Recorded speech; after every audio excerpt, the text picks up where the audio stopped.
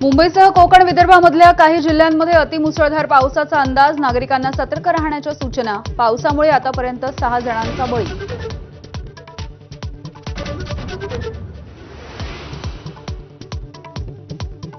कोकणामध्ये पावसाचा धुमाकूळ, अनेक नद्यांनी धोक्याची पातळी ओलांडली। पावसाचा जोर कायम राहण्याची शक्यता।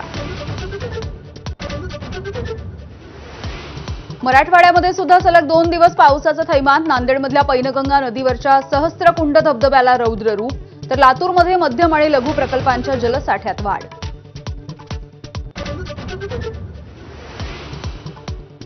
जम्मू काश्मीरच्या कठुआमध्ये 3 ठिकाणी ढगफुटी, 7 जणांचा मृत्यू तर 6 जण जखमी झाल्याची माहिती।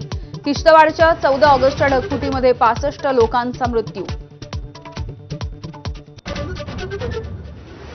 तत्कालीन निवडणूक आयुक्त राजीव कुमार कुठे आहेत? जगदीप धनखड बेपत्ता असल्याचा दावा करणाऱ्या संजय राऊत यांचा दुसरा राजकीय बॉम्ब। राजीव कुमारांनी गद्दारांना शिवसेनेचे चिन्ह आणि नाव दिल्याचा आरोप।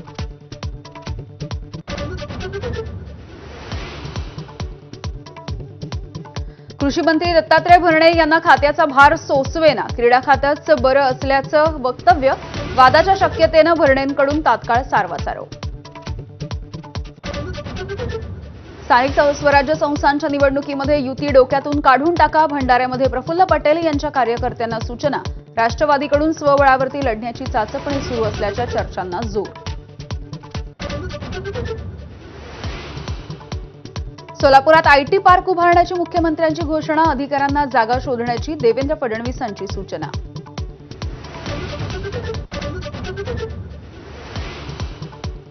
खुर्चीवर बसून अंगविक्षेप करत गाणं गायल्याने नांदेड उमरीचे तहसीलदार प्रशांत थोरात निलंबित।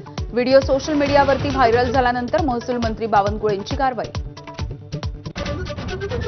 निवडणूक आयोगाची थोड्याच वेळात पत्रकार परिषद, बिहारमधील मतदार यादी विशेष फेरतपासणीच्या संदर्भात माहिती देणार।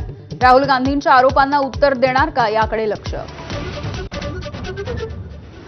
युट्यूबर आणि बिग बॉसचा कंटेस्टंट एल्विश यादवच्या गुरुग्राममधल्या घरावरती 3 अज्ञातांकडून गोळीबार।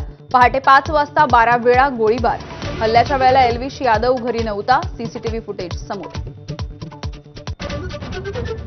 मुंबापुरीत बाप्पांच्या आगमनाची धूम, चिंचपोकळीच्या चिंतामणीचं थाटामाटात आगमन। इतर प्रमुख गणपती मंडळांचा सुद्धा वाजत गाजत स्वागत होणार।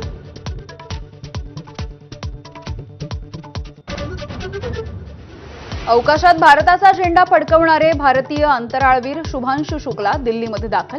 पंतप्रधान मोदींची भेट घेऊन लखनौला रवाना होणार।